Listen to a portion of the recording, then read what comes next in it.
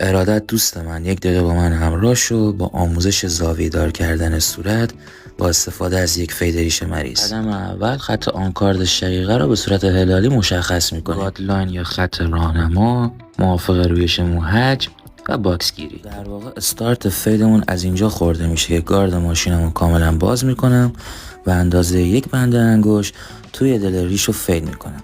سپس از شونه شماره 1.5 استفاده میکنم و به صورت زیگزاگی گوشه کلیپرم منطقه توسی فیدمو ترسیم میکنم، ولی باید مراقب باشم که اصلا روی خطوط آنکارد حرکت نکنم، به خاطری که تیرگی اونجا از بین میره. طبق تصویر شکل نهایی فید داره به دست میاد. از شونه شماره 1.5 و سپس در مرحله آخر گارد ماشینتو کاملا باز کن و فید رو انجام بده. بچه‌ها به جزئیات خیلی دقت کنید. جزئیاته که یک فاینال خیلی قشنگ و حرفه‌ای بهتون میده. پس ریزبین باش، با عشق کار کن تا نتیجه